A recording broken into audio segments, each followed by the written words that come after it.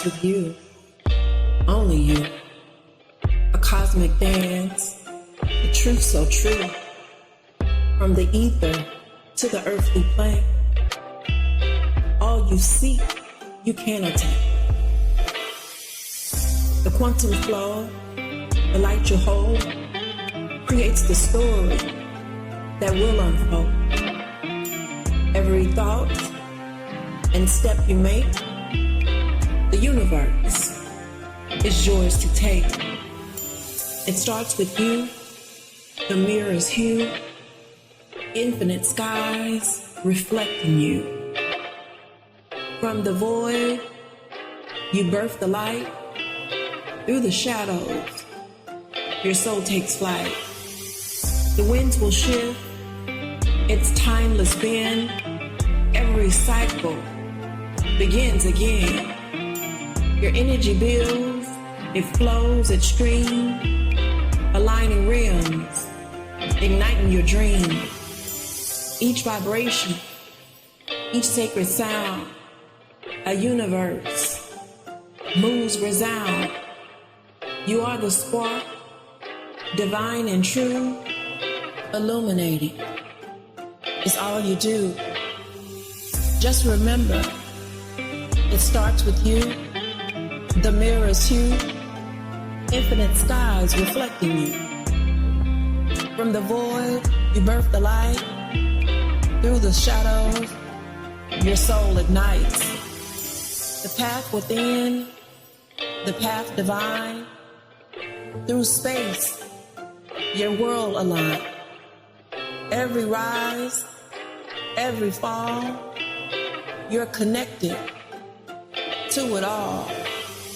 It starts with you, the quantum view, manifesting dreams like the morning dew. From the stillness, creation flows. Through the darkness, your spirit knows. It starts with you, only you.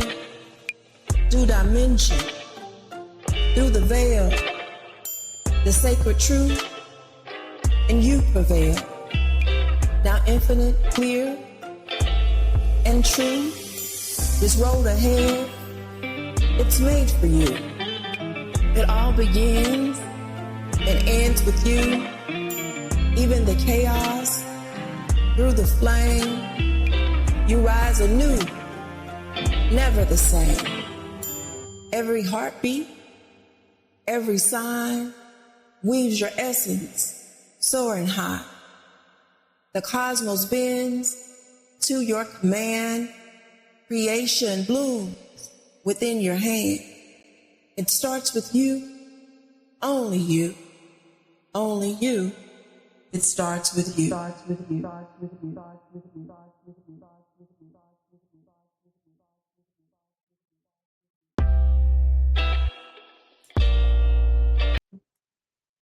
Welcome in the space, family. Happy Sunday. Come in here and hold space with me tonight.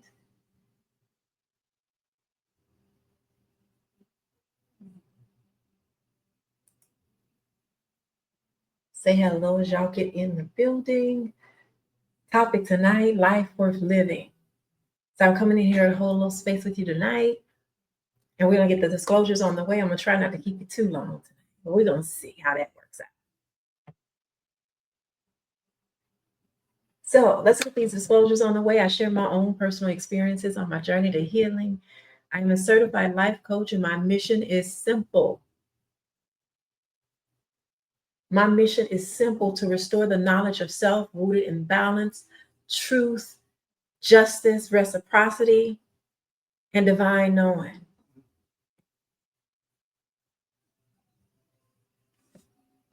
The beautiful thing is you don't have to abandon everything you've been taught to receive what's available. Access is already in you. Now, let me remind you of something very powerful. And I quote, "The works you see me do, you will do also, and even greater works than these." How can you do these greater works, you ask? Gaining power within you because you don't have to recognize your responsibility in the process. Everything you do is useless if you don't recognize your dominion. Dominion without responsibility is wasted. So if it don't apply, let it fly. If some apply and some don't, eat the meat and spit out the bones. If all of it applies, eat it all and apply the knowledge. Get in the building. Let's tie in on this Sunday night. Topic tonight is life worth living. Before we get into the topic, I'm going to set my intentions. I have to do that every time before we get started. So I invite you to come and stand in the space with me. Let's take a deep breath as we go on a journey of unfolding. As we inhale knowing, we exhale release the weight of yesterday. Tonight, I set the intentions that we stop moving like survivors and start moving like creators. Because a life worth living is not about escaping death. It's about choosing life. We set the intention to call across, to actually stop calling chaos normal all the time, to stop calling pain our portion, and to stop calling God's plan. We set the intention to see the mirror clearly, to see not just the world, how the world projects onto us, but what is waiting to rise from us.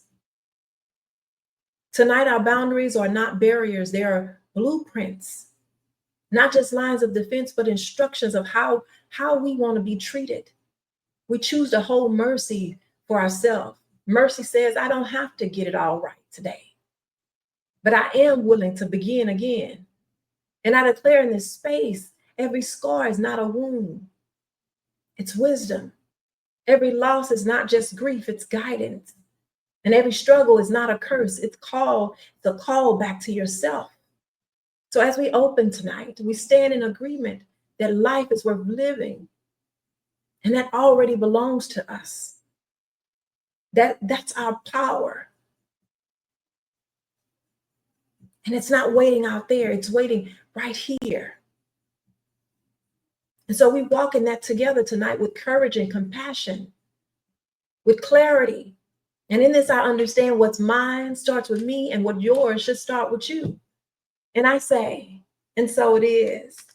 Hotep. Welcome in, family. Welcome, welcome, welcome. Come in and hold space tonight. Hello. Come in and say hello as y'all get in the building.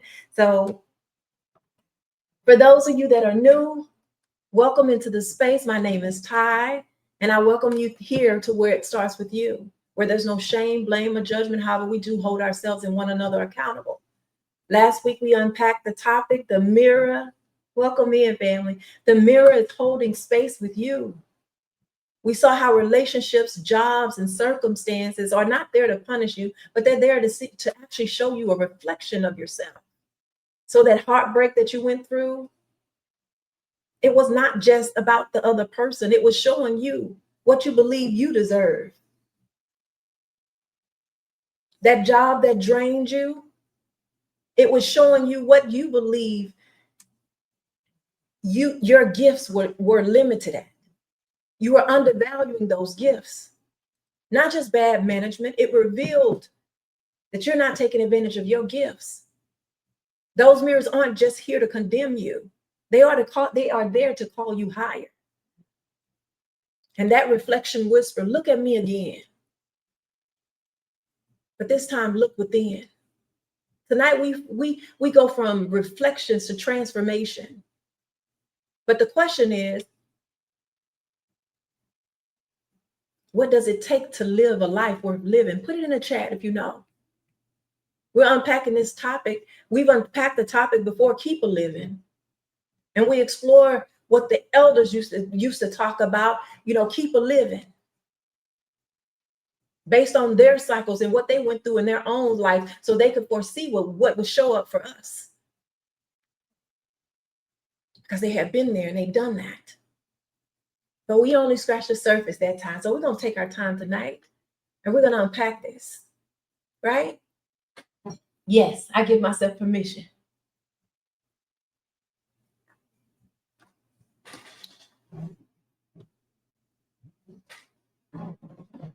Now, I had a hard time with this topic tonight because I haven't been living my life the way I think that, or the way I desire.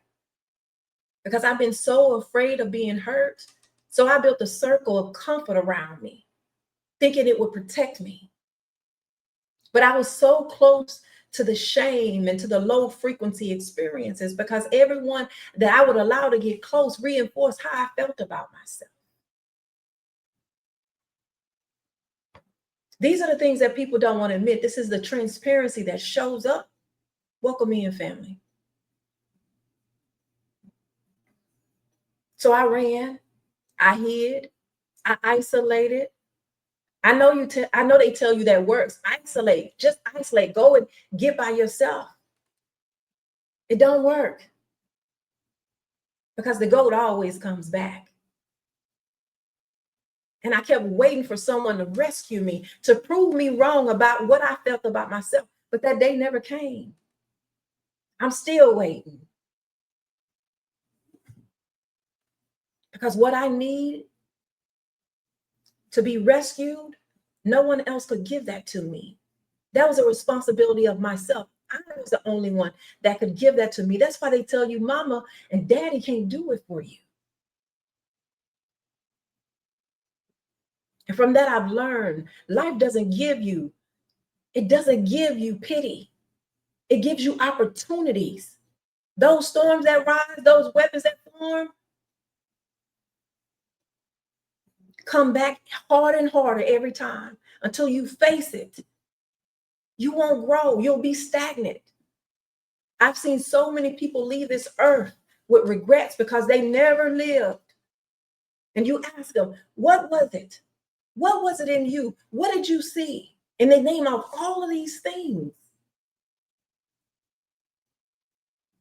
That's not going to be my story. For years, I've shown up week after week in hopes to rescue my people, in hopes that I could be of a service for someone. So you don't have to experience or go through what I went through. And even in that, I haven't offered that same courtesy to myself. I've been so busy trying to figure out a way to get through to you. How can I present this without being so offensive? And I looked over me. What do you need? A life worth living, family, doesn't deny wounds or cover them up. It integrates them. It learns from them. It faces the shadow and it has a conversation with it. That's where mercy, grace, and dominion enter the space. Mercy softens judgment. Grace empowers choice. Dominion aligns with will. Now I understand what it means when it says, thy will be done. I understand. Not surrender as defeat, but surrender as participation in your wholeness. I'm not pretending to be perfect. I'm here to be honest. I show up honest, transparent every time. I've got chapters. You keep asking for these books. I know my book of life, and I'm still learning. I'm still creating. I'm not proud of the choices and the decisions that I made that cost me years of my life, living to die. But hear me. I'm not my worst days. Family, you are not your worst days. My past is not my name. For too long, I've carried shame like it was holy. I've called anxiety wisdom. I mistook survival for a strategy. And it kept me small. So tonight, not tomorrow, not when it calms down, tonight, I'm working to rededicate my life to living. My intentions for this space and for my life to tell the truth without punishing myself, to practice responsibility without wearing condemnation, to move as though I feel love for myself, that I'm already a resource, that I'm already full, whole, and complete. That's why this conversation matters. Mercy, grace, dominion, Topic tonight, a life worth living. And I'm not talking these no church words. I know that's where they use it. I'm not talking church words. And I'm not.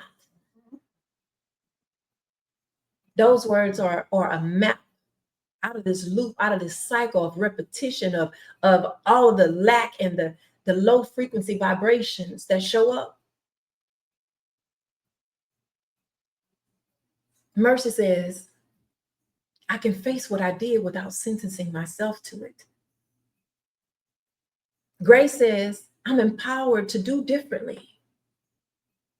Dominion says, it's on me to steward that power consistently.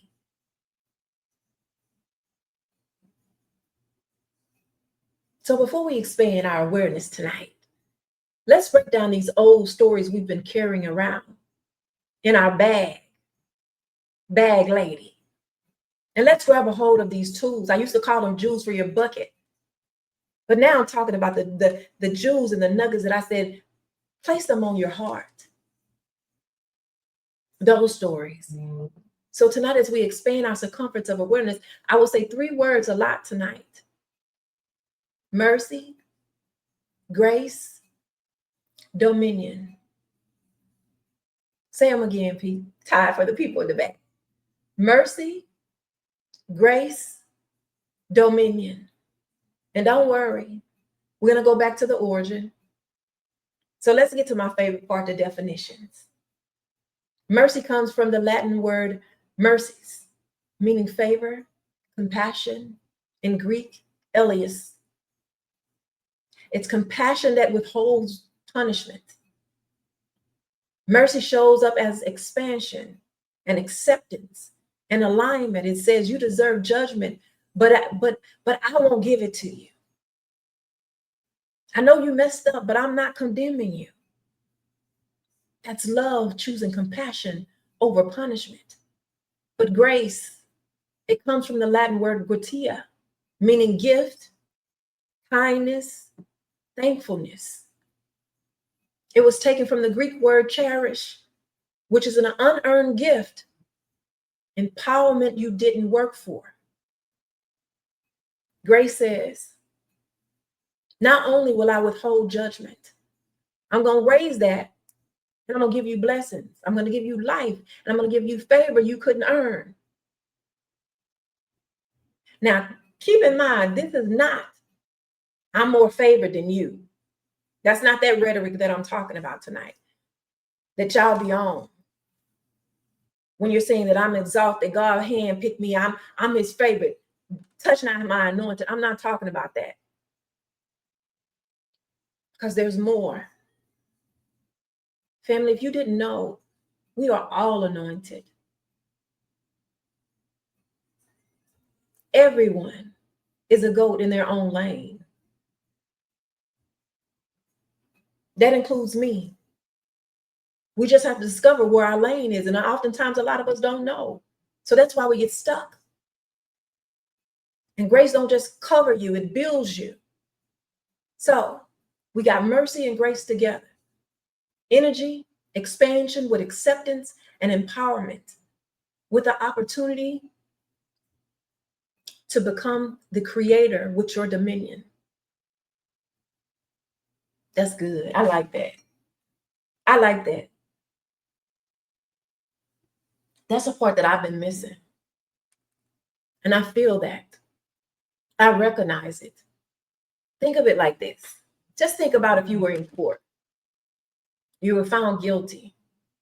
Justice says you did it, right? But mercy is the judge saying, I'm not going to sentence you to self-hatred.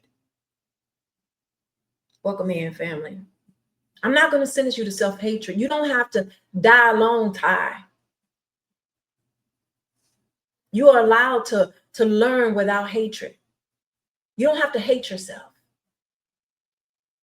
Grace is the judge stepping down, taking accountability for your fine, and then adopting you into the family.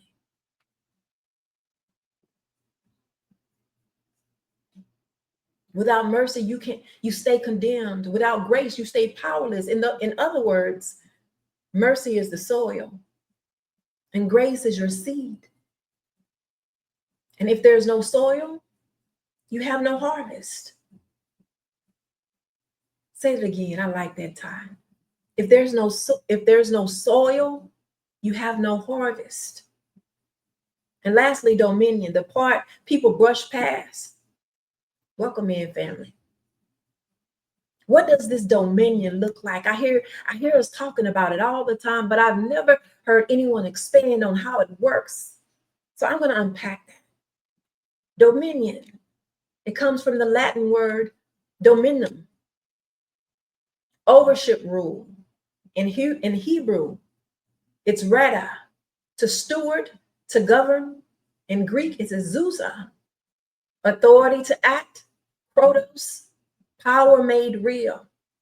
So how do you access this dominion you're speaking of, Ty? I'm glad you asked. Mercy, then grace will give you access to your dominion.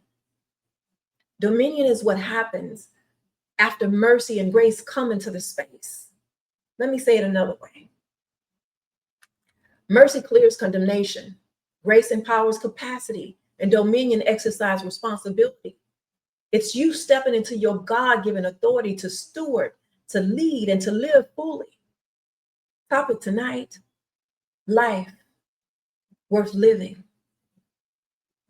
I'm going to make something clear before I go another further. I'm not talking about pity or feeling sorry for ourselves. That's not what I'm talking about tonight. And I'm not. Because all those experiences we had, we attracted them. Remember, nothing happens by accident. Karma, nothing happens without your permission. So that pity keeps us weak. Pity is going to tell you carry that weight. You're broken beyond repair. You can't be fixed. You'd always be what you were born here with. But mercy won't lie to you. It will show up to you as your true reflection. It tells the truth. You failed, but refused to condemn you. Grace won't give you an excuse. It will empower you. And that dominion, it demands responsibility. But pity is going to ask you to escape. And remember, we're getting rid of the goat. That dominion is going to have you standing up, walking in authority. So what's the difference, Ty? One keeps you small, pity, feeling sorry for yourself. And the other one calls you higher, mercy, grace, and dominion. I had to make the distinction between those because it's an imperative that we don't misinterpret what I'm saying tonight. And I had to admit something. I tried very, very hard to think of, when I showed myself mercy or grace. And honestly, I came up almost empty. I've experienced more of extending compassion outwardly or grace outwardly than I did inward. So here's the challenge. Because I started asking myself these questions.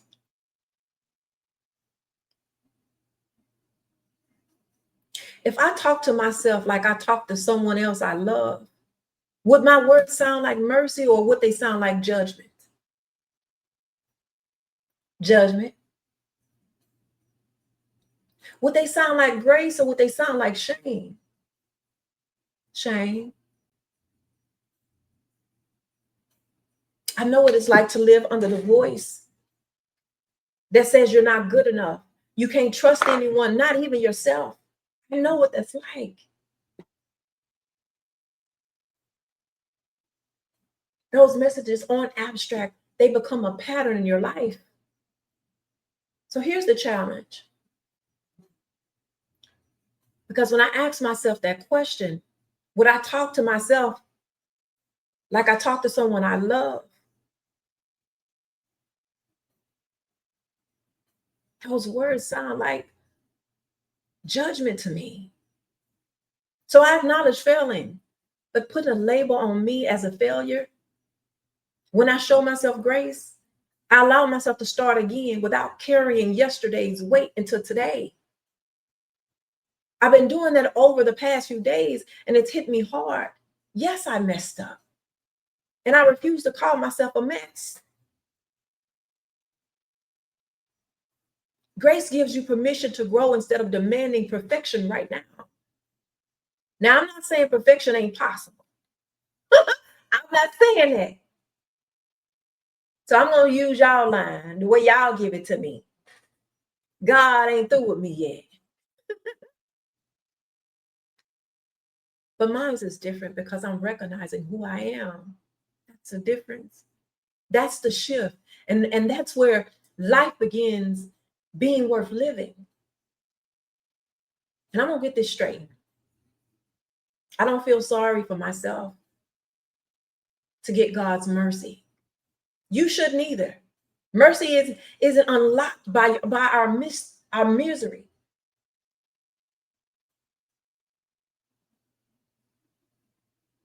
Mercy was already handed to you at the cross.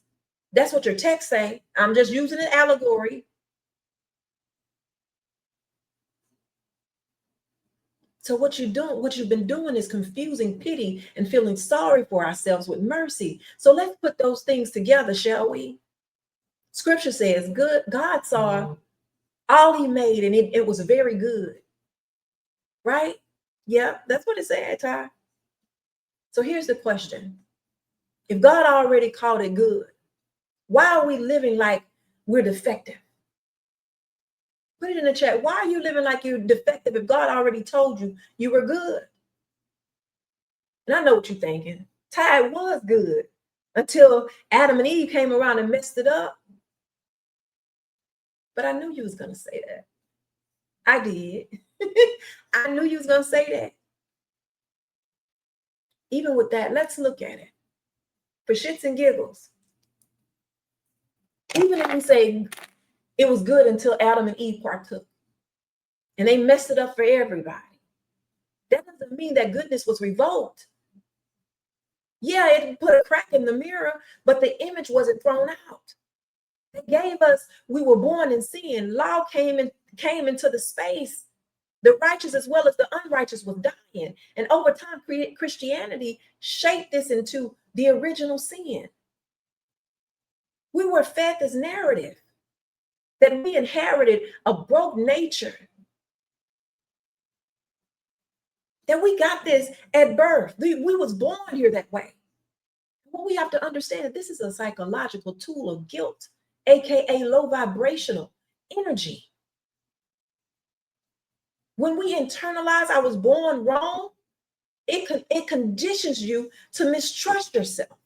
It keeps you in a cycle of pity instead of mercy and grace. And it distracts us from the truth.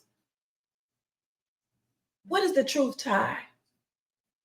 That mercy was already given and that we're invited to grow in freedom and stay in shame.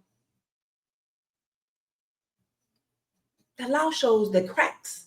That's it. Mercy held back the sentence. Grace restored what we couldn't. Jesus sealed it and he said it is finished. Family, let's make this plain. We don't have to feel lower to get mercy. We don't have to dumb ourselves down to get mercy. You don't have to feel that way. It was already given. That work was given to you. My work, I receive it and I respond. And we go around telling people we were born in sin. You were born. I disagree. You were born with potential. Sin is missing the mark. Not your identity, it's condition, not your essence. The real invitation is not to live ashamed of being human, but to grow into your dominion. The authority to choose differently, to create, to love. In other words, they use that to shrink us and make us believe that we're not good enough. And tonight I'm going to expand that. Because how does that correlate, Ty? So listen. We have to stop living like we're broken. Protects you was already called good. And y'all say it all the time. Who is God that he should lie? So are you calling him a liar? Because that's what you're saying. Or are you faking that too? But here's where we get stuck. We keep praying like we still owe a bill that's already been paid. And I'm going to break that down for us tonight. Before cross, and I'm talking about pre-cross, the law was in effect, right? Yes. Cool. At least we're on the same page, right? And the law showed us what was wrong on the cross. Jesus said it's finished. It means it's done. Done means finished, brought to an end, concluded, ain't no more. That's what it means. This is why it tells you in Romans, sin shall not have dominion over you because you're not under the law anymore, but under grace. That's scripture. That means the old identity died. You're not meant to keep walking around like you were born like that. Because according to that story, you were born whole. Now keep in mind, I'm using this as an allegory to illustrate a point. So as I say, and I use these allegories, just know it's only to do that. Jesus says, I am the way, the truth, and the life. It wasn't just saying, come worship me and get low as you can. So I can know that you feel like, make yourself small. It wasn't saying that. It doesn't say that you got to throw me all this access. It was saying, I'm setting the pattern. Watch me work. It was saying, I'm modeling for you, not poor modeling. We unpacked that before. Go back down that timeline. I'm modeling the good things. I'm modeling grace. I'm modeling mercy. I'm modeling dominion. I'm modeling what you need on this journey to access your Christ. He was showing us in the allegory how to embody your God. He was showing us how to get to your higher frequency. Not just admire it from a distance. The cross ended law. So I got a secret for you. Time done. Begging for forgiveness, done. Lord, have mercy on me, done. Finished.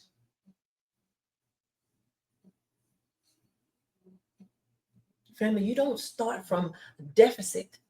You start from wholeness. Grace doesn't just forgive sin, it empowers transformation. The Spirit equips you to live beyond those cycles. Through me means like me. Greater works you will do. Watch what I do so you can do it better. Follow my example. Jesus didn't just rescue you. His life was a demonstration. I know it is hard. But that lie of you born in sin has you staying in the state of pity, has you being sorrowful.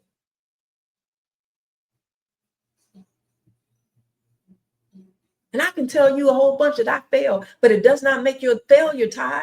Thank you, and I receive that. Now I got to work on renewing my mind and also my body to know that. And we have to challenge these stories that we were told. I'm going to sit this right here. That programming, just that one, since I was talking about I was born a sinner, that programming, now, let me pause it for a second. That programming of I was born a sinner, who does that belief serve? How does that even serve you? It doesn't. It's a great tool for shame to take control of your life. But it's terrible at the transformation. So I'm going to reframe that.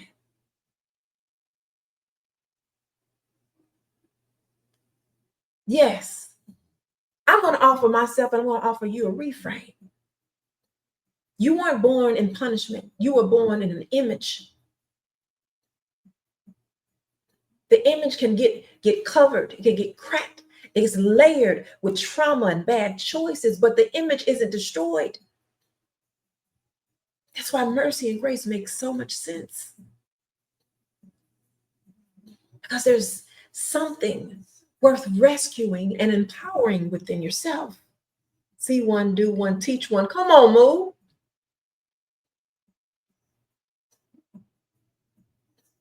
So how do we reprogram a mind that's been rehearsing, I'm broken to the core for all our lives? From babes, your whole life. Let me give it to you. But first, I want to give you this before I go there. Energetically, the renewing of the mind, the reprogramming has to expand your frequency from shame, those low vibrational things, that contraction energy, to mercy and grace, those high vibrational, those expansion energies. Neurologically, you're creating a new neural pathways to affirm worth instead of rehearsing shame. Metaphysically, I really enjoy saying that word because I know it does something to y'all. But you're shifting that external locus of control. I need someone else to approve of me. You're going to shift that to an internal locus of control. Dominion, the spirit already dwells within me. And over time, your brain learns, I wasn't born in sin. I am the seed. Be fruitful and multiply. And seeds are meant to grow. I know they told you that. They told me that too. And that wasn't just about having babies. Be fruitful and multiply. I know they told you go and have babies, and that wasn't all.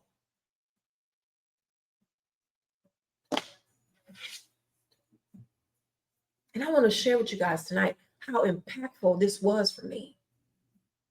And it should be impactful for you as well, because I've been working on me for the longest time. And one would think that I'm looking inside myself. Everything starts with you, Ty. That's your brand. So why are things not quite where you desire them to be? I don't understand what's missing. I've been waiting. There's still something missing, Ty. I know. This is why it's important to ask powerful questions. When the student is ready, the teacher will appear. And I'm going to share with you how it showed up in my life. Welcome here, family.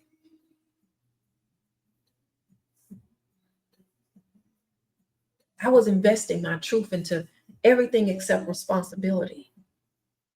And a lot of it unconsciously. Because I was so fixated on escaping the weight of my own outcomes that every decision turned against me. It caused me not to trust my own decision, even the smallest things. And the painful part is I can trace it now.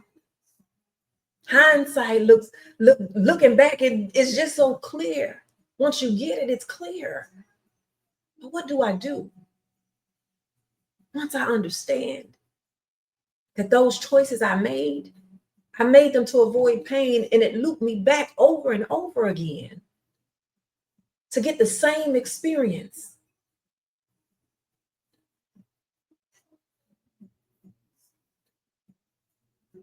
This is not working. I'm a good person. I'm doing what I'm supposed to do. They say, I know what you're going to say. You need to come back and repent. That's why you're going through what you're going through. Lies. Why you say it's a lie, Ty?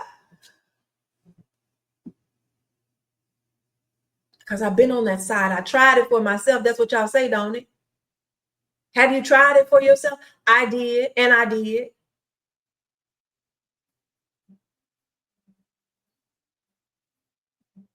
But if I use it how I know to use it now, think, repent, think, and think again. I get it. Because over there, I went through my worst. But I'm over here, I'm almost to it. I can feel it. And it's so close. So I'm going to share this with y'all. Rue, I hope you don't mind me sharing this. And I made y'all a whole screen share. So I'm going to share this with you too. But Rue broke it down for me a couple of days the other day. And I told him how impactful that it was. But I hope that my life, me going through the experience and me applying it, shows that I took it serious. So we were conversing. And this happened to be 2 separate days.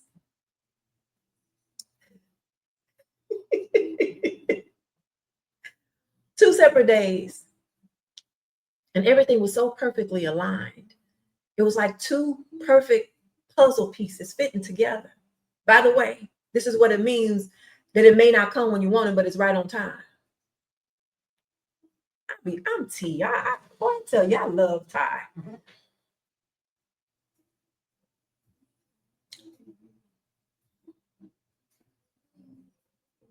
When things connect, FYI, that's what it means. So Drew, this is my story, and I'm gonna tell it how I want to tell it. I know you better storyteller than me. But I'm gonna tell it how it showed up for me. I'm gonna share this on my screen here real quick. Let me see if I can get it up here. So I can share this with y'all before I tell the story. Because I want to be up there the whole time. Y'all not gonna see it, but yeah. I'm gonna do it like this.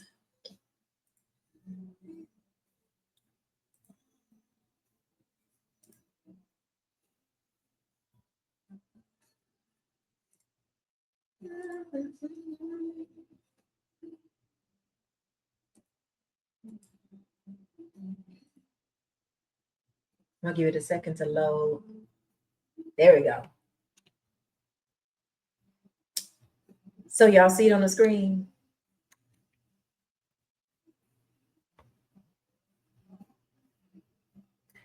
It's actually smaller on the screen, but y'all get the gist of it, right?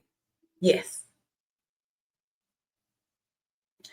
So as I go through this, keep in mind, say this for just a minute.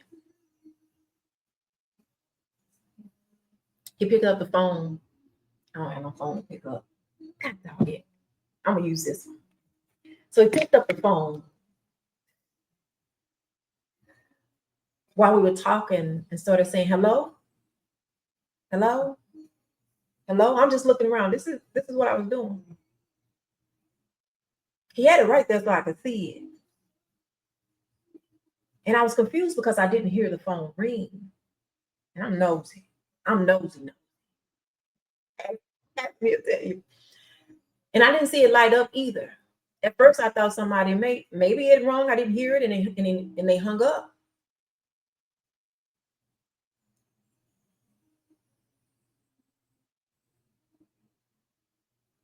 So he kept talking. Hello, he just kept saying hello. And as he said hello last time, I said, well, as I went to say, well, maybe they hung up. He said, no, this is what it looks like. Let me show you. This is what it looks like. See, there ain't nothing on the screen. This is what it looks like when you're waiting on something outside of yourself to answer.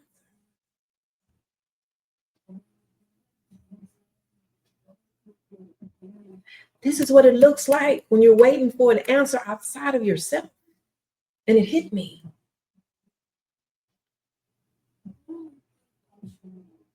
I'm still waiting for an answer outside of myself. External locus of control.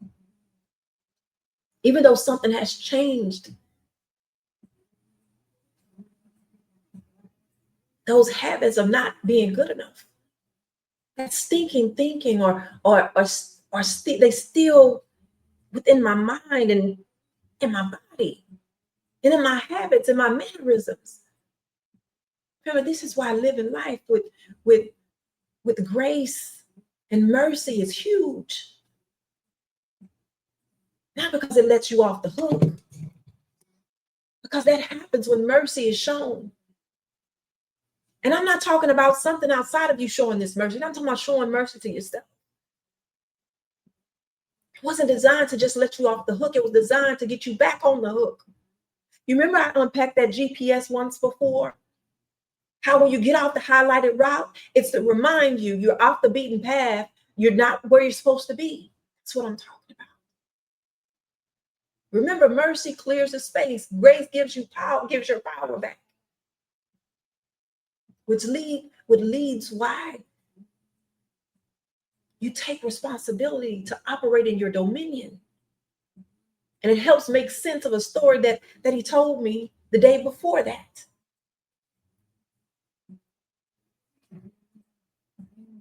He gave me this other analogy.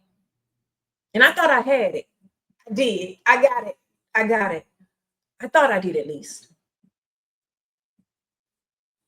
Oftentimes I find myself fixated with the idea of knowing everything because, I've been coerced and I've been duped so much. It brings me so much comfort to think that I know.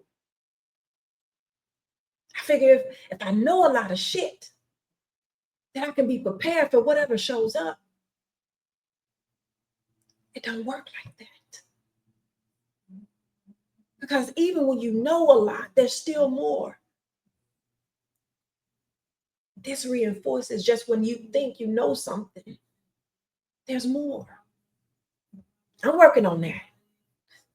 How you know, Ty? Remember, I know both sides. I know what it's like to be on the bad side and the good side. So when you say, Ty, how you know? Because I lived it.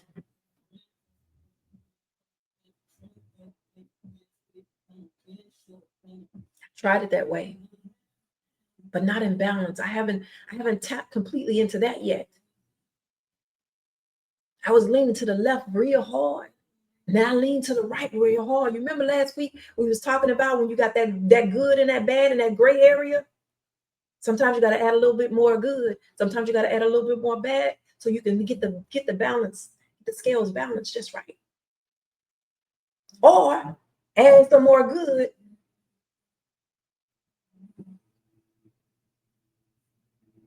There's balance between the two. But let me share this story. I'll go on all day. He told me to get a piece of paper. That's why I got that on the screen. Get a piece of paper.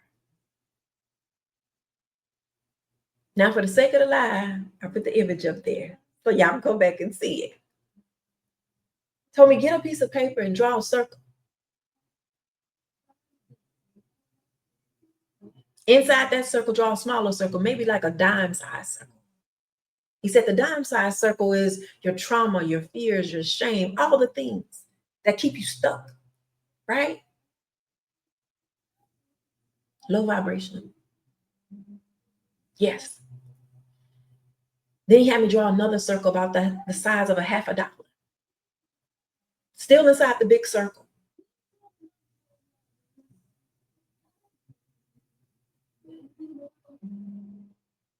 He said, let me see it, Pooh.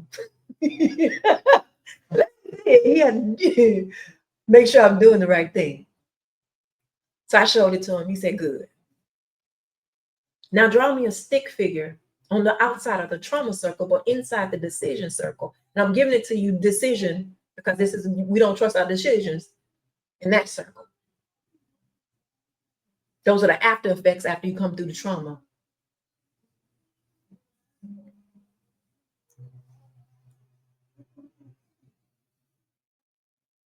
But I still want it inside the big circle of endless possibilities.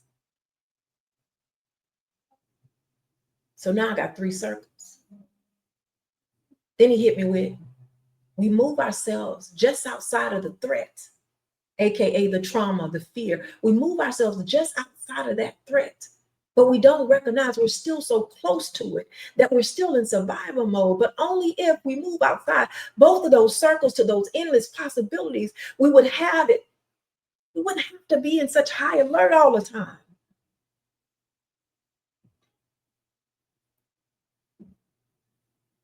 I said, you got to be kidding me.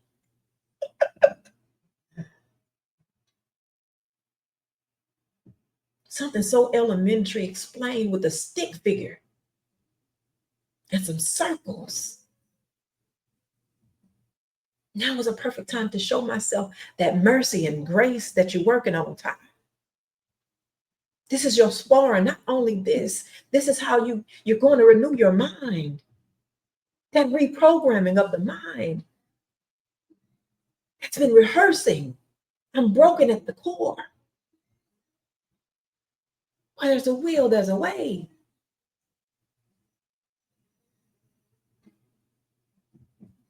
And I am the way, the truth, and the light. That's what it means. The way, call out of the story. Move your body into truth. Jesus is the way because he showed us in the allegory. Keep that in mind. I'm saying allegorical. He showed us the path out of shame. When we catch the old tape, I'm defected by nature. I'm born into sin. I'm not good enough. Whatever your story is, that's an invitation for you to step back and breathe and choose a new response. The way is movement. Move them so close to that trauma and that fear. Move them so close so you don't trust your decision to those endless possibilities. It's choosing an internal shift with God in me. I choose my response. Come on here, Ty. The truth. Claim a better name and rethink sin. According to the allegory, Jesus is the truth because he corrected identity before behavior. Truth says you weren't born in punishment. You were born in your potential. Your essence is divine. Your struggle is human. Sin isn't who you are. It's where you aim. Truth gives you power to aim again. The life. Practice mercy. Shift your prayer and act in grace. Faith without work is dead. Jesus is the life because he showed us how mercy, grace, and dominion actually played out. Mercy, I missed the mark, but I won't condemn myself. Grace, I'll take one small faithful step forward. Dominion, I'm building a new path so I don't fall in the same ditch again. That's life. That's the circle of life. Not the pity way we've been going that keeps you small, but the power is going to keep you moving.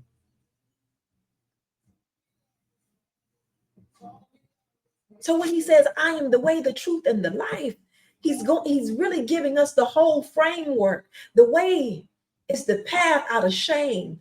Fear all these low vibrational things.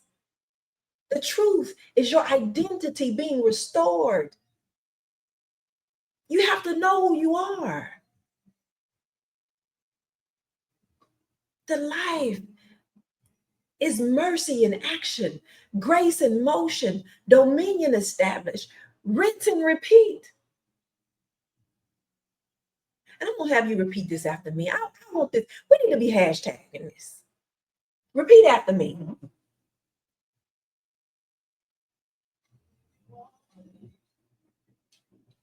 You're in your home. Say this out loud. I am not defined by my old story. Yes, I was born in image, not in punishment. I walk in the way, I stand in the truth, and I live in the life, mercy, grace, and dominion. Topic tonight, a life worth living. But you know, we expanding further. That's what we do over here on It Starts With You. Because most of us aren't asking for mercy to realign. We're asking for mercy just to get rid of the pain temporarily.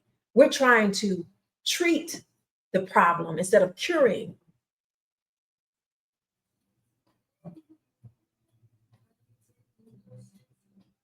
Take this away, God, so I don't have to feel it right now. Maybe it can come back later, but I just want it to go away right now. If you only want relief and not responsibility, you'll just end up back at that dime stage, in that trauma, in that fear, right next to, maybe even in the dime or in the decisions that you don't trust about yourself. And that was so powerful, because this is why I was looping. This is why you're looping. This is why you keep repeating the same narratives over again. This is why you keep picking that same man, but he just showing up in a different body. This is what's happening. So why this topic time? Why spend all this time unpacking grace and mercy with a topic of life worth living? Because, family, in my case, and probably yours too, we all have been taught how to treat others. Treat others. We were told that since we were babies, but they missed something. Is the commandment that goes hand in hand with that. What is that, time? You know I'm gonna pack it for you. I'm gonna pack it for you. I got you. Give me some flowers over here. I'm gonna pack it for you. We're gonna take our time tonight. I think I'm gonna try to get off here before 2 hours. I think I'm making good time, man.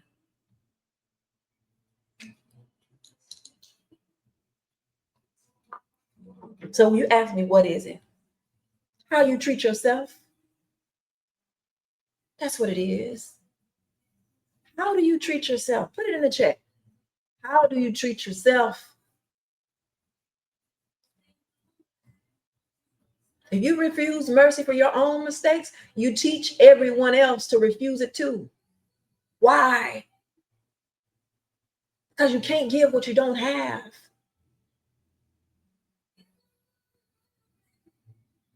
Through showing mercy myself. Because if you don't learn mercy for yourself, you'll never give it. If you don't give grace, you'll never extend it. All of it starts with you. Your dominion, remember? Look, pity is cheap, and it's destruction. It's destructive. It keeps you small. It keeps you dependent and stuck in the rehearsal mode. Remember that mercy is gonna come through, and it's gonna clear the ground. It stops you from self-punishing. That chokes out your growth. That holds your shirt when you're trying to move forward. And grace is going to plant those seeds. It's going to come through and plant those beautiful seeds in that beautiful, healthy soil. And then dominion. Let me take this off the screen. Hold on, y'all. Let me take this off.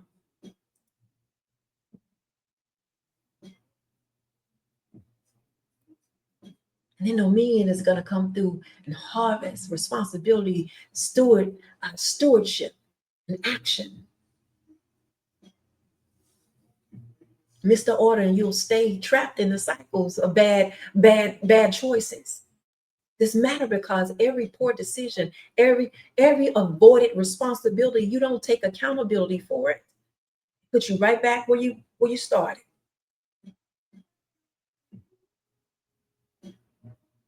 And this talk is about breaking down those patterns and reclaiming mercy, activating your grace, and stepping into your dominion individually and systemically. I had to learn it the hard way. If you don't carry mercy inside, you'll only hand out judgment outside. This is why I say, judge not lest you be judged. Because while you're thinking you're judging someone else, you just see them because you see it in you. We have it all wrong. We've been had it wrong for a long time.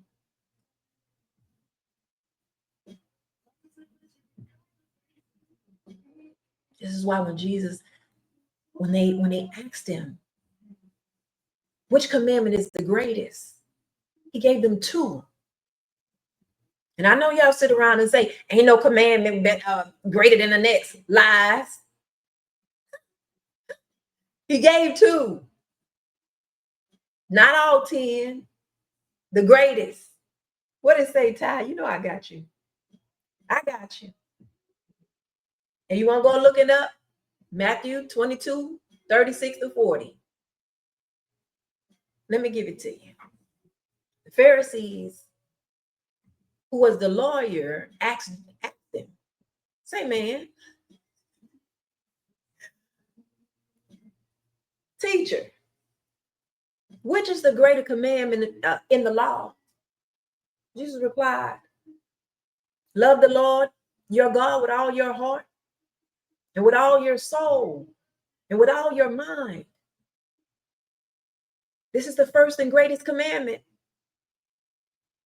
That sounds like number one to me.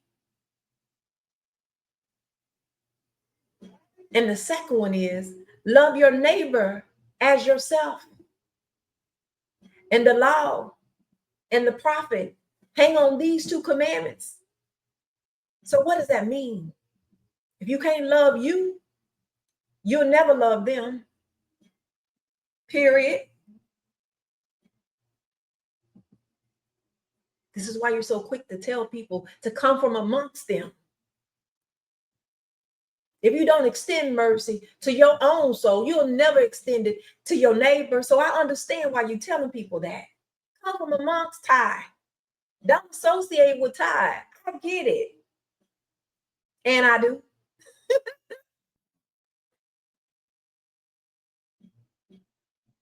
Why? You don't have it to give. And I understand that. And this is why so many pastors and apostles and leaders, or whatever you're calling yourself these days, even the system failed to show grace and mercy because they don't have it themselves. You can't pour what you don't have. I didn't understand that. Not fully, I didn't. Let's be real. You know I'm going to keep it real. I was trying to pour from an empty cup.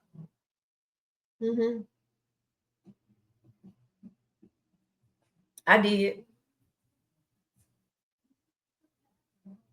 The reason we withhold grace from ourselves isn't because we're holy. It's because we don't want the responsibility that comes with that dominion.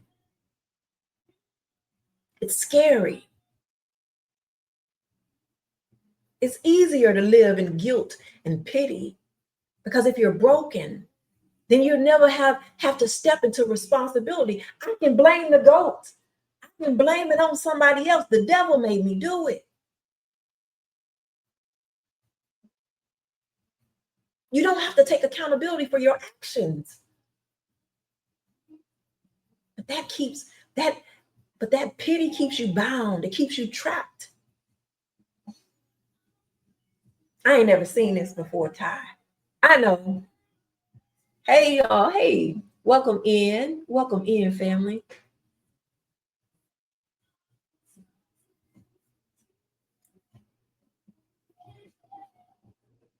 I understand you don't get it anywhere like this because Ty come in here and she just transparent. She lays it out. I take accountability when I know. And if I don't, if my partner sees it, he points it out. And I take accountability that way. I love that for me. I was on a podcast, a live the other day, and this guy, his name was Earl. I can't think of his last name right now, but I was in there holding space on the panel, and they were talking about taking accountability and why is it important. That we should be able to take the truth regardless of how it may hurt. And let me tell you, I cried so many nights about taking accountability because I think, the thought process was there was, I got this trauma, I got a reason to blame something else. You get rid of that external God, after you get rid of those external things that you can blame it on, and you look within self, you can't blame nobody else. So what do?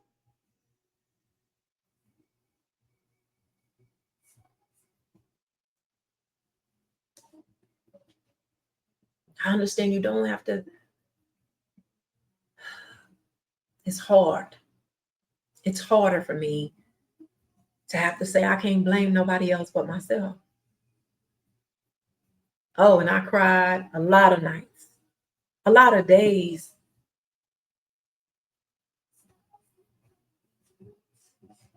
But they don't give it to you like this because it's against the rules of the church to give you this. Some of the systems we operate in don't want you in dominion. So they're going to tell you, and they're going to pacify you, and they're going to sissy love you, just to keep you in the zone where you don't call out the beta, or you don't call out the feminine. I'm venting now.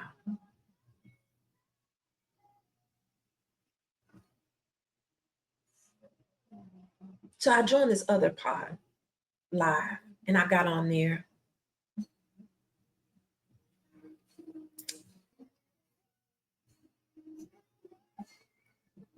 And it was really off-putting. They was playing girls' tape. And they was like, we welcome the opinions. And now I recognize that I understood what he was giving.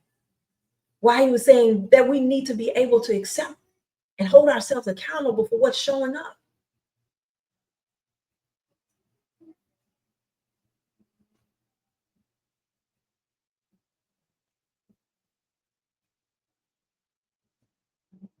I understand why now. Because these men weren't taking accountability for their stuff. They just kept trying to blame somebody else, and bringing all these scholarly sources that had no. Let's go back to the origin. How about that? How about we take it back to the origin of where this was developed? That's what Ty does. That's a teaching for another time. I'm getting off topic. But I was talking about the podcast. On the podcast, they were talking about this book called The Revolution Will Not Be Funded. They called it they call it the nonprofit industrial complex. It's the system of governments and foundations and nonprofit entities that look like they're trying to help, like they are helping, but really they shape how far, how bold, how truthful you can go. And guess who was on the top of the list? The 501(c)(3)s, nonprofit organizations, the church. Those systems were designed to keep you contained inside that dime or inside that 50-cent piece. Inside that, I can't trust my decision circle. I know you don't see the dangers in that. But when you depend on funders, you can end up serving their guidelines instead of God's calling. Instead of what you're saying, you would call for. You start asking, will this upset the donors? This is what they're asking themselves, family. Will this upset my donors?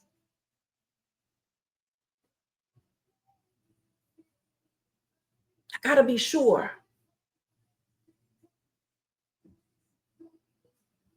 Because the sister that's up in the VIP, she always pay her tithes on time, so I can't offend that.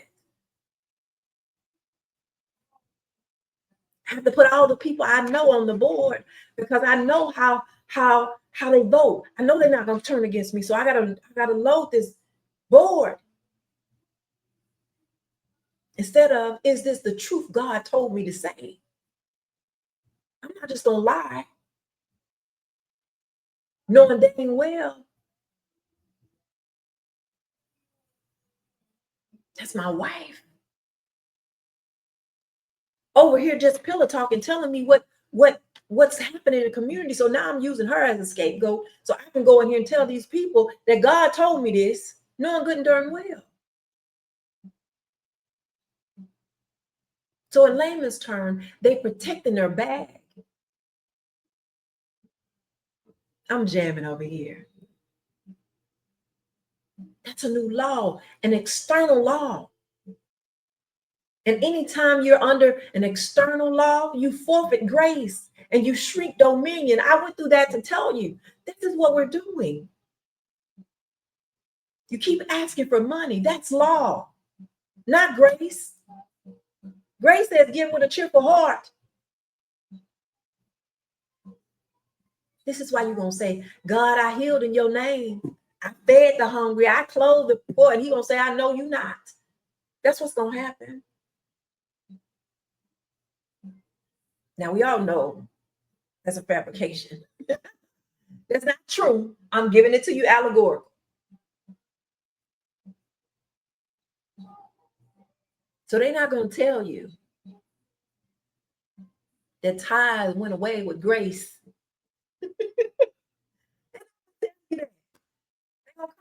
We were doing it all wrong this time. We ain't supposed to get all your money for the first fruit. We're just supposed to get a part of it. Just keep moving the goalposts. Because it doesn't benefit the system. Because if you take that system away, they might have to give back that car. They may have to give back some of them houses. They may have to stop. Come on, Ty. That's why they won't tie over here. But dominion means that I'd rather be faithful without the funding than funded without the truth. Oh, that's gonna hurt somebody's feelings. I'm gonna say that one more time. I'd rather be faithful without the funding than funded without truth. I'm gonna sit up here and tell y'all a lie. I'm not gonna lie to y'all and say God told me to still get these first fruit, but we're just gonna take a little bit of it and we're gonna package it up real nice so you can still. No. The truth is that was law and it went away when grace came. Tonight we unpacking. We unpacking tonight.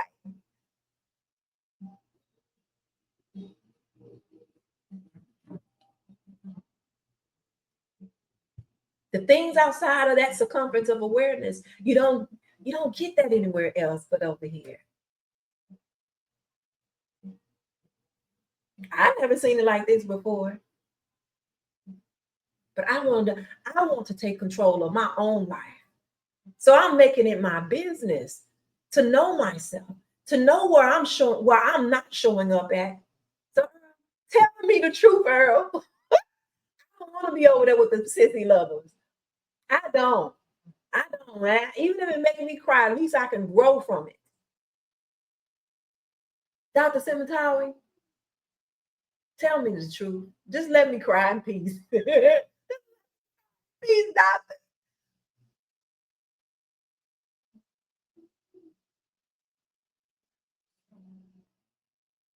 But just in case you're suffering with cognitive dissonance, I'm gonna give you some evidence so that you can know, right? Hebrew 10 and 10 hit me when I thought about this cognitive dissonance because Ty, you giving me this, but I'm still on the fence. So I need a second motion. I got you, sis. Brother, I got you. Okay. We have been made holy through the sacrifice once and for all. That means, in layman's term, in Ty's words, it's up and it's stuck. Ain't no more. What do you mean? So those days of asking for mercy was over with grace. Your prayers are are falling on deaf ears, literally. And that's what the text saying. This ain't Ty. Don't shoot the messenger.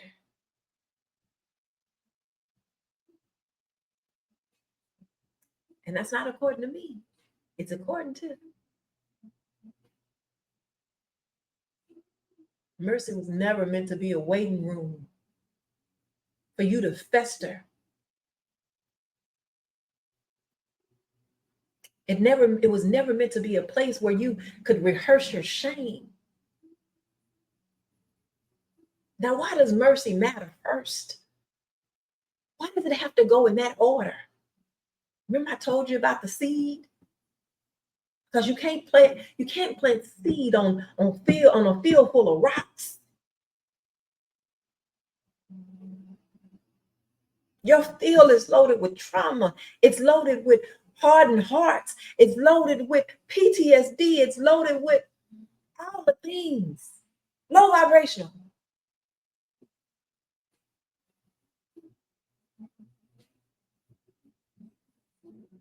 So grace shows up as that seed, and your dominion is the harvest. So if you're still punishing yourself, you've missed it. Your text even says it shows you why the soil matters. So Ty ain't just over here gurgitating, just saying anything. Ty don't just make things up. Since you don't want to take my word, I'm going to give it to you anyway. I'm going to see what Matthew, Mark, and Luke have to say about it. Matthew said, the seeds falling amongst the thorns refer to someone who hears the word, but the worries of this life, trauma, childhood, neglect, abandonment issue, the worries of the world, of this life, and the deceitful of wealth choke the word, making it unfruitful. That was Matthew said. And he did. Luke says, the seed that fell amongst the thorns stands for those who hear. But as they go on their way, they are choked by life worries, riches, and pleasures, and they do not mature. Come on. That man that left you with the heartbreak that you saying left you with the heartbreak. It wasn't even a man that broke your heart. Your parents broke your heart. I bet you go back and your parents were the first one that broke your heart. Those are the things that we worry about. Mark says, still others like seeds sown amongst the thorns hear the word, but the worries of this life, the deceitfulness of wealth, and the desires of other things come in and choke the word, making it unfruitful. It's the same thing. They saying the same thing Ty been talking about all night. What does it actually mean? Let's slow this thing down for just a minute. The seed is God's word. Thorns, they choke it. What are the thorns? The distraction, the shame, those old habits and patterns and trauma and PTSD, whatever shows up for you in your space, put it there. And that's what's filling your ground.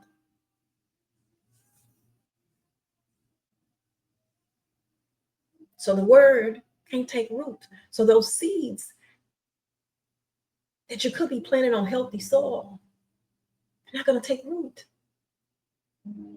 It doesn't matter how good that seed is.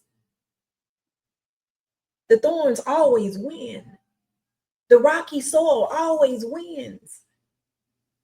So in this movement of mercy, grace, and dominion, thorny soil is what happens when mercy hasn't cleared the ground first.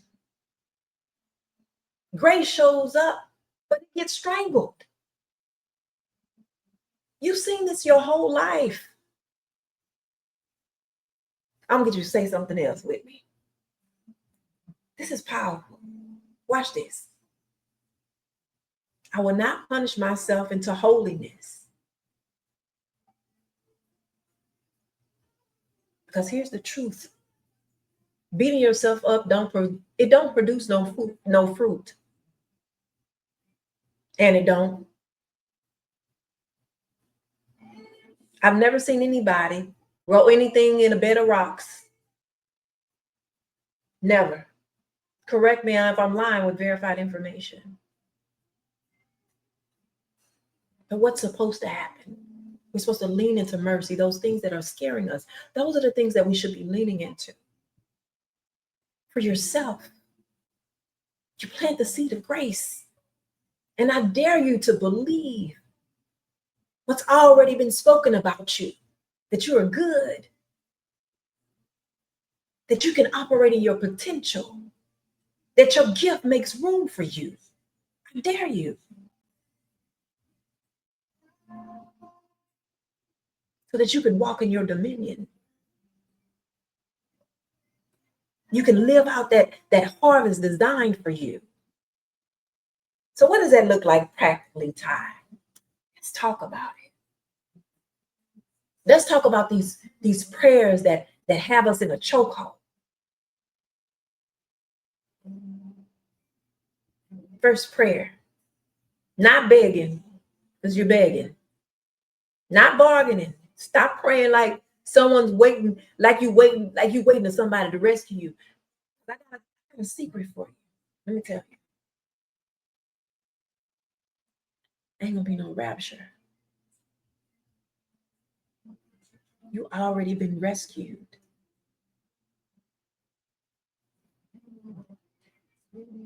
But you're still praying like you haven't. Ty, I was taught these prayers since I was a baby. How you just gonna snatch that from me? And all I can hear when you say that is, give me your children, they said. But I'm gonna show you what they did to us. How our minds are now hardwired to make up reasons to still believe in this foolishness. There was a study that they conducted that said, just make them believe just a little bit, and nothing will be able to tear them away from this. Can't think of the study right now. I'll think of it and maybe post it later. Even when they tell you they lying, just like they told us when we start coming to the knowing that it wasn't no Jesus, they start saying, well, he black, he probably black. So keep on holding to, we don't even question. We don't even question it. Yeah, he was black. And it did say it was, please. If that don't make sense, what else don't make sense? It need to connect for me. Now think about it. When the disciples asked Jesus, teach us how to pray. Keep in mind, this was pre-cross. So this is law now. This is the law prayer that you're praying. And this is what y'all still teaching right now today. This is the teachers of the elderly Moses was making my God's word non-effective. So you don't want to be in disobedience. It ain't Ty.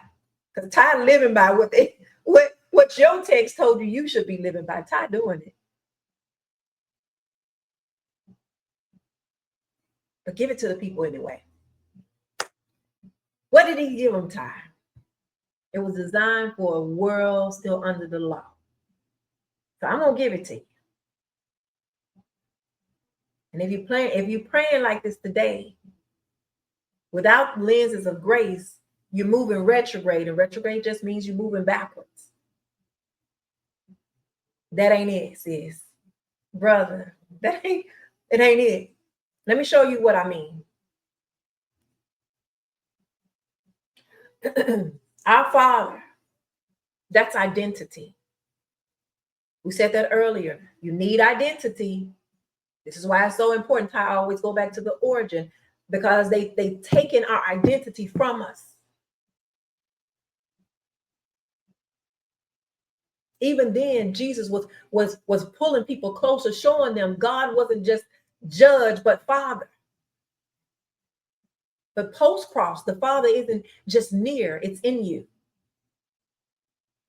That's union with self. Thy kingdom come. Remember, we unpacked the kingdom is where? Within you. Come on here, Ty. I got you. Thy will be done. That's alignment. But catch this, at the cross, Jesus declared it's finished. Kingdom already came because he mastered it. Will already initiated. So today we don't pray like we're waiting on the kingdom to show up, because according to the text, it's already happened. We pray to manifest what's already here. You're not asking it to come. You're walking it out. You're walking in it. But it don't stop there, because it gets greater. Give us this day our daily bread. That was provision language for people wondering, for people that was lost, that people that didn't have the daily bread. But now Jesus says he is the bread of life. Grace says you're not surviving day to day, not for no crumbs. You're seated at the table of abundance. All you have to do is tap in to what's available. Turn your station to the right frequency so you can get this abundance that's just waiting there on you.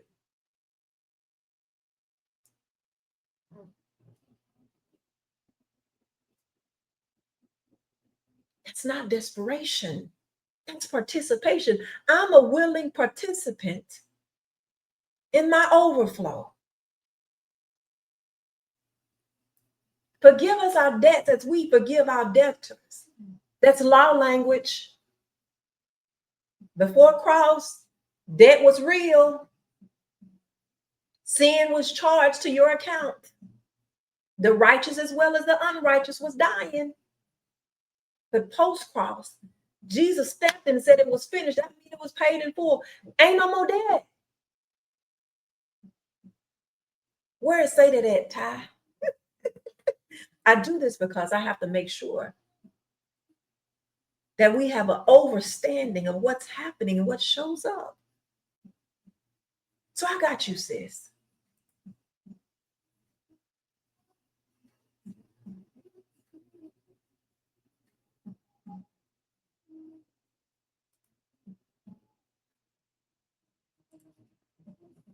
Let me remind you again.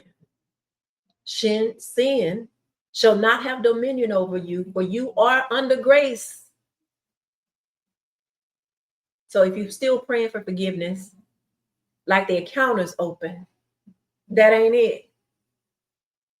Throw it in the trash. That's what Ty say. Throw it in the trash. Do you see that? The Lord's Prayer was never the destination. It was a doorway. It pointed towards grace. But grace already came. And if you keep praying like a debtor, you're denying the receipt that said paid in full. You're saying, you know what? I know you say you paid it in full, but I'm still going to act like I owe it. Make it make sense.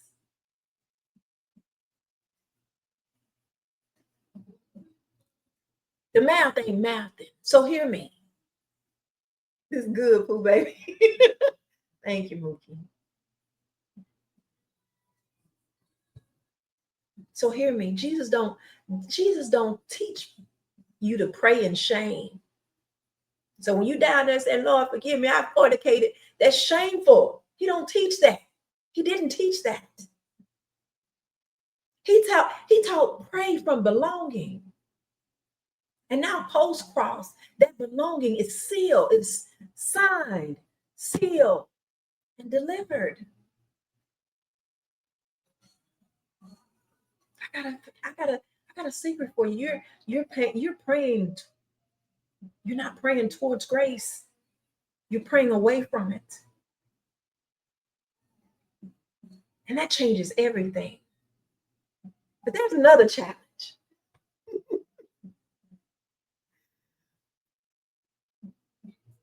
Why are we not praying from a space of wholeness?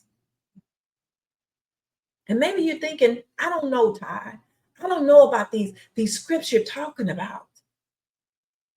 What does that have to do with me? Everything. It has everything to do with you. Why? Because it's costing us something. What is it costing me? Let's unpack that. And I'm going to take some time to unpack it.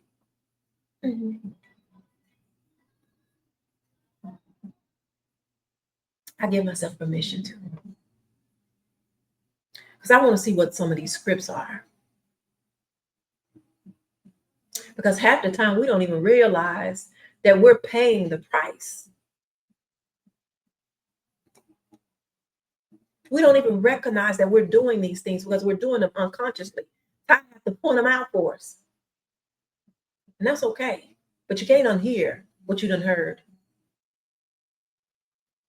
So we can start paying attention to these unconscious behaviors that we're demonstrating, that we're doing.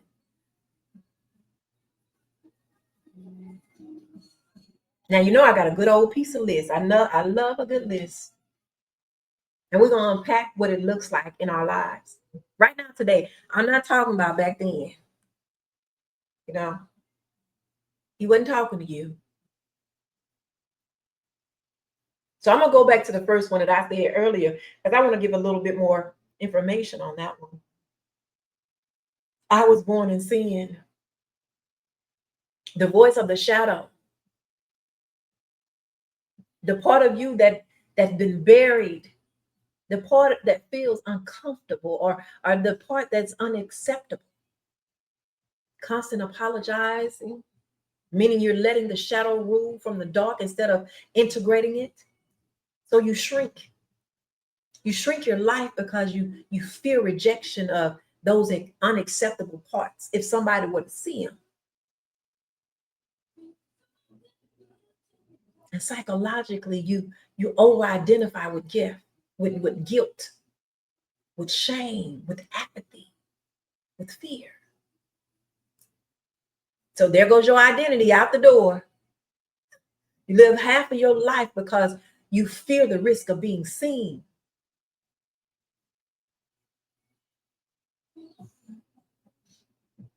How does it show up? It looks like those same cycles on repeat. You're just in the rinse cycle over and over and over again. And then you have that low risk living, shrinking to avoid pain, that rejection that keeps showing up, that failure, and you really saying you're a failure. It ain't. And you believe it. But it feels safe because this is what I'm used to. This is my comfort zone. But it steals your growth. Dim your light, because be humble. Don't get too big for your britches. A story that we've been repeating forever. And if you wear that label too tightly, you'll start to believe being broken is who you are. I'm going to identify that I'm a sinner because that's what they told me. I'm going to identify that I'm a liar. I'm going to identify that I got a sexual addiction. That is not who you are.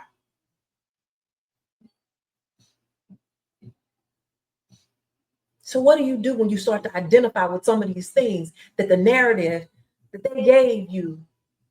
What happens? You start to self-sabotage. Not applying, not trying, because it feels like you'll be loved. It feels like you'll never be loved. It feels like nobody will ever see you. So I'm going to sabotage it. So I ain't going to try, because it never works out. I'm just going to throw in the towel. Number 2, God will do it all for me. That looks like passivity. Disguised as pity. Waiting instead of walking. The devil made me do it. Outsourcing that responsibility instead of doing the inner work. It's a trap of projection. You hand over your power to an external force. God, the devil, grandma, auntie, trauma from my mama, fate. Instead of owning your own agency, you stay passive, just waiting to be saved. We're going to be caught up. That's what they say. One of these days, he coming back and we're going to get caught up. One going to stay and the other going to leave.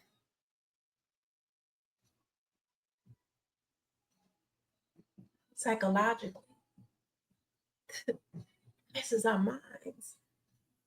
By refusing responsibility, you avoid the hard work of transformation. You project that your inner battles onto external forces instead of facing them within. But mercy says pain reveals what's needing to heal. Pain reveals what we need to heal. Grace says stop worshiping the wound, start rebuilding. You're meant to cooperate with grace, not hide behind it. So we asked earlier, what does it cost you? Confidence. You stop trusting your own voice. You stop trusting your own decisions. It costs you your creativity. You don't build, you hesitate. And this one was huge for me. Intimacy, not sexual. What does it look like? Not sexual. It looks like emotional intimacy. Not letting people see the real me.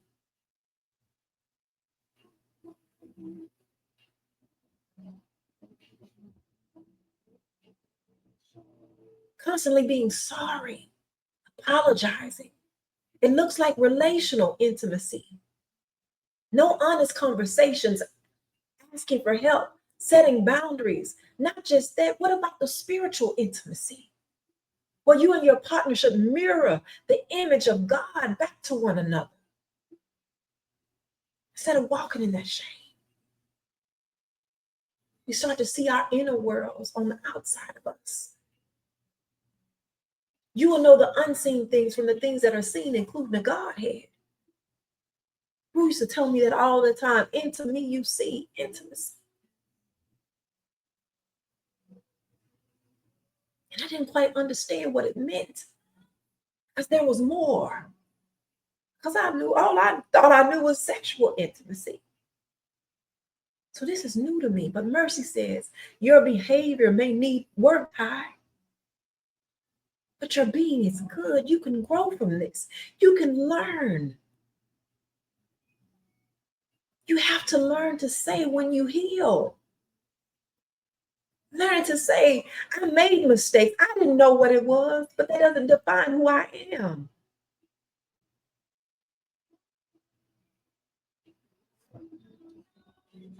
Grace says, from that goodness and wholeness, not guilt. When you heal, it shows up in you as you're already valuable. So you can't take risks without being ruled by guilt. You can take those risks. You don't have to feel guilty about it. And what showed up for me, Ruth started singing this song the other day, and we unpacked this before on Tied In. God, do it for me. If you don't do it, then it won't get done. This is what I'm talking about. We don't know what we're saying. Do you see the patterns? And this list goes on. I just gave you a couple. So what do we do from here, Ty? You've been going on for almost an hour and a half now. If you live by it, we can eat. Listen, it says, For it is by grace you have been saved through faith. And this is not from yourself, it's from gift from God.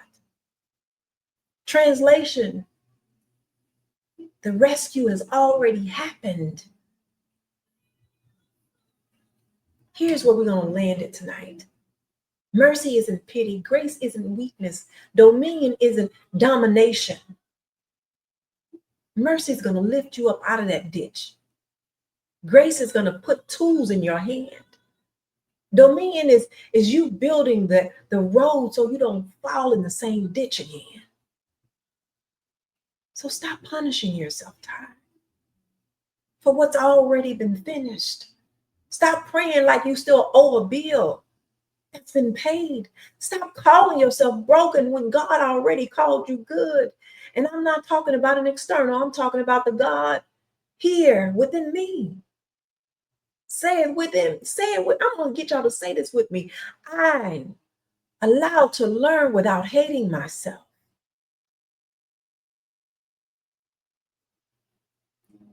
I love this one because for the longest time I was told, like, who like you? I can choose partners who choose me. They told me, like who only likes you. But I recognize I can choose a partner who chooses me. That's crazy. Because mercy gives you a hand up, grace plants the seed, and dominion is the harvest.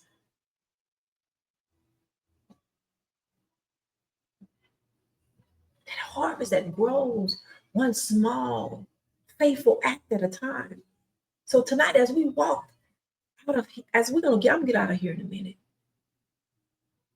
Don't just carry notes.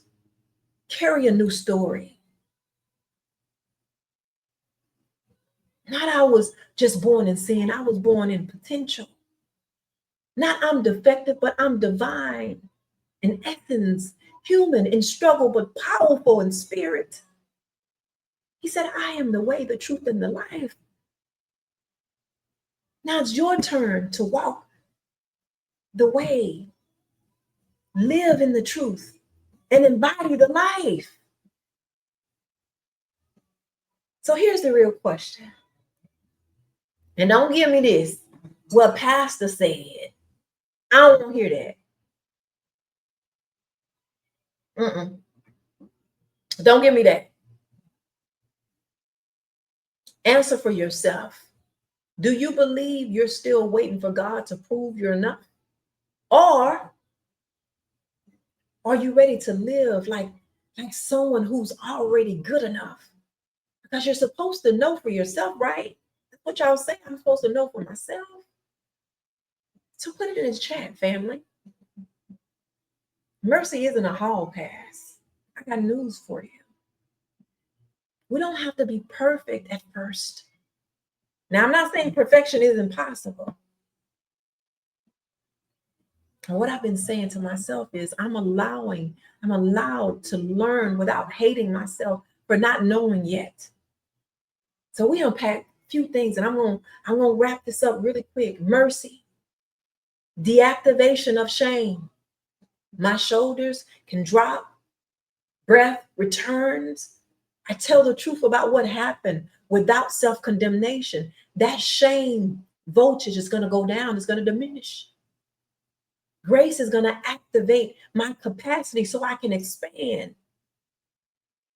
I feel a small surge of I can, I do, I will. That creativity is going to flicker. It's going to flicker back on my flame. I'm going to get the option of reappearance. I move 1 inch towards alignment. This is what they mean when they say, when I make one step, he make two. This is grace. Dominion. Stabilizing authority. That inch becomes a pattern. Consistency builds signal. My field expands, and now I'm not in fear anymore. I'm in acceptance. And I'm on my journey to healing. And no longer anxiety. Anxiety doesn't doesn't run the room anymore. So how can I pray, Ty? I'm going to give it to you before we get out of here. How can I pray?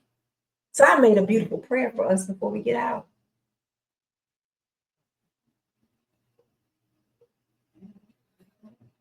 And I'm going to unpack that for us. And I'm going to get under 2 hours. Before I start this, I want to say thank you for coming holding space with me tonight. If you desire a session so that you can actually start looking at your life and have someone to walk it with you, DM me and we can set it up. The consultation is complimentary. So we're going to get this prayer going. Tonight, we were list pity and pick up mercy. We admit we've fallen short, but I refuse to condemn myself. Have mercy on me, not to erase my past, but to free me, to move forward. I stand in gratefulness and I thank you for grace. Grace that doesn't just forgive, but empowers. Plant in me the courage to take one faithful step this week, one boundary, one decision, one act of love towards myself and others. And now I step into dominion, not control, but responsibility, accountability. Teach me to build, to steward, to live fully in the space you've already called good and bad, and have balance in that. I declare I am not broken beyond repair. I am wholeness. I am love. I am enough. Mercy, keep me lifted. Lift me. Grace, keep me equipped. So equip me. Dominion will carry me. And in this, I discover that I have a life worth living. And I say, and so it is. Hotep.